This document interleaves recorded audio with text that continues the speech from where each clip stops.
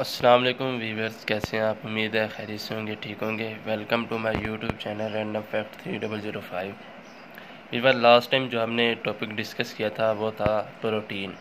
उसमें हमने उसकी प्रॉपर्टीज़ और जनरल टॉपिक डिस्कस किया था। आज हम जो डिस्कस करेंगे वो है स्ट्रक्चर ऑफ प्रोटीन। ठीक है, प्रोटीन का स्ट्रक्चर कैसे होता है। आपको लास्ट वीडियो में बताया था कि जो प्रोटीन के बिल्डिंग ब्लॉक्स होते हैं वो होते हैं अमाइनो एसिड। जो प्रोटीन होते हैं वो अमाइनो एसिड से मिलकर बने होते हैं। जब अमाइनो एसिड आपस में मिलते हैं तो इनके दरमियान एक बॉन्ड बनता है जिसे हम कहते हैं पेप्टाइड बॉन्ड। ठीक है, पेप्टाइड बॉन्ड के ज़रिए ये आपस में लिंक करते जाते हैं और ये एक लॉन्ग चेन बनाते हैं और इसमें वाटर की एलिमिनेशन होती है। ये हमने लिए हैं अमाइनो एसिड, लिए हैं 2 अमाइनो एसिड है। ठीक है, अब यहाँ पर बॉन्ड फार्मेशन होती है इनके दरमियान। ठीक है, कैसे होती है? ये हमारे पास होता है हाइड्रोक्सिल ग्रुप। यहाँ पे एक हाइड्रोक्सिल ग्रुप होता है और यहाँ पे जो होता है अमाइन ग्रुप होता है, यहाँ पे H बॉन्ड NH। ठीक है, अब क्या होता है, यहाँ से ये एक हाइड्रोक्सिल ग्रुप और एक हाइड्रोजन एटम जो आपस में मिलते हैं तो यहाँ पे एक वाटर की एलिमिनेशन होती है। तो यहाँ पे एक बॉन्ड जनरेट हो जाता है जो कि कार्बन और नाइट्रोजन के दरमियान होता है, जिसे हम कहते हैं पेप्टाइड बॉन्ड। ठीक है, ये तो था इसका जनरल स्ट्रक्चर। जो प्रोटीन का स्ट्रक्चर होता है, अमाइनो एसिड जब आपस में मिलते हैं तो वाटर एलिमिनेट होता है और पेप्टाइड बॉन्ड बन जाता है। ठीक हो गया।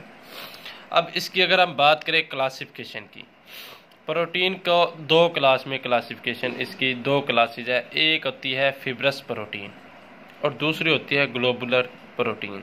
ये 2 इसकी क्लासिफिकेशन है, क्योंकि जो प्रोटीन होगी या तो वो होगी फाइबर की फॉर्म में होगी, फाइबर लाइक स्ट्रक्चर होगा, या उसका जो होगा एक स्फेरिकल स्ट्रक्चर होगा। ठीक है, अब जो होते हैं पॉलीपेप्टाइड बॉन्ड होते हैं, उनकी जब ये चेन, जिस तरह ये एक यहाँ पे तो 2 अमाइनो एसिड आपस में मिले हैं, इस तरह 5-7 डिफरेंट जितने भी आप चेन बनाना चाहें बन जाती है। तो जब अमाइनो एसिड मिलते हैं, उन जो आपस में जब उनका कनेक्शन होता है, जो पेप्टाइड बॉन्ड का कनेक्शन होती है, वो जो होती है पैरेलल जब हो, और उसका जो हाइड्रोजन और सल्फर सल्फर के दरमियान जो बॉन्ड बने वो फाइबर लाइक हो, फिर जो स्ट्रक्चर बनेगा वो हमारे पास जो होगा फिब्रस प्रोटीन का स्ट्रक्चर बनेगा। ठीक हो गया। तो हमारे पास स्ट्रक्चर इस तरह फाइबर लाइक स्ट्रक्चर बन जाता है। अब ये जो फाइब्रस प्रोटीन होती है वो वाटर में सोलबल नहीं होती, वो इनसोलबल वाटर होती है। ठीक है, मैं अगर आपको एग्जांपल दूं, जैसे ये चर्बी हो जाती है, जिसे हम चर्बी कहते हैं, फैट कहते हैं, ये वाटर इनसोलबल होते हैं।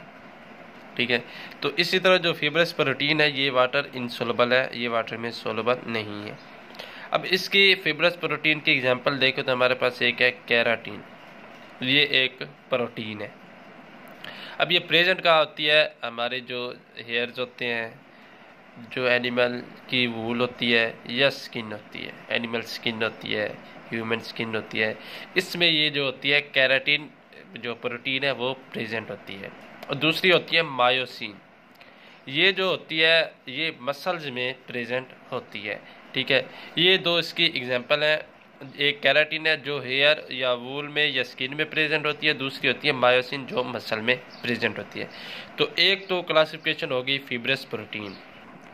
अब हम बात करते हैं दूसरी क्लासिफिकेशन की, ग्लोबुलर प्रोटीन। ठीक है, इसमें क्या होता है, इसमें जो पॉलीपेप्टाइड चेन होती है ना, वो क्या करती है, कॉइल अराउंड, मतलब वो एक तरह कॉइल हो जाती है और उसका जो स्ट्रक्चर बन जाता है वो एक स्फेरिकल स्ट्रक्चर बन जाता है। ठीक है, उसमें क्या था, उसमें फाइबर लाइक स्ट्रक्चर बनता था, इसलिए उसे फिब्रस प्रोटीन कहते हैं। इसमें स्फेरिकल लाइक स्ट्रक्चर बनता है, इसे हम कहते हैं ग्लोबुलर प्रोटीन। अब डिफरेंस इसमें क्या है, वो इनसोलबल इन वाटर थी, ये क्या है, ये सोलबल इन वाटर है, मतलब ये वाटर में इजीली सोलबल हो जाती है।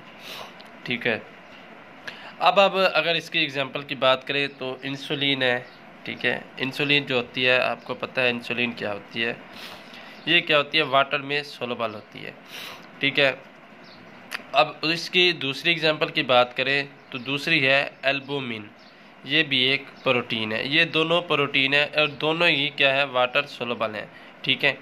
तो ये आज के टॉपिक था जिसमें हमने इसका सिंपल स्ट्रक्चर डिस्कस किया है, ठीक है। अमीनो एसिड से किस तरह प्रोटीन का स्ट्रक्चर बनता है, किस तरह पेप्टाइड बॉन्ड बनता है, और उसके बाद हमने डिस्कस किया है क्लासिफिकेशन। इसकी दो क्लासिफिकेशन होती है, एक फिब्रस प्रोटीन होती है और एक ग्लोबुलर प्रोटीन होती है। बाकी अगर इसके आगे होती हैं क्लासिफिकेशन होती हैं प्राइमरी, सेकेंडरी, टर्शरी, इस तरह प्रोटीन की वो होती हैं एग्जाम्पल वगैरह है, वो इंशाल्लाह नेक्स्ट वीडियो में डिस्कस करेंगे। तो व्यूअर, आज का हमारा ये टॉपिक था। अगर आपको मेरी वीडियो अच्छी लगी है तो मेरी वीडियो को लाइक करें, कमेंट करें और चैनल को सब्सक्राइब करके बेल आइकन को प्रेस कर दें ताकि इसी तरह केमिस्ट्री की वीडियोज़ आप तक पहुँचती रहे। अपना ख्याल रखिएगा। अल्लाह हाफिज़।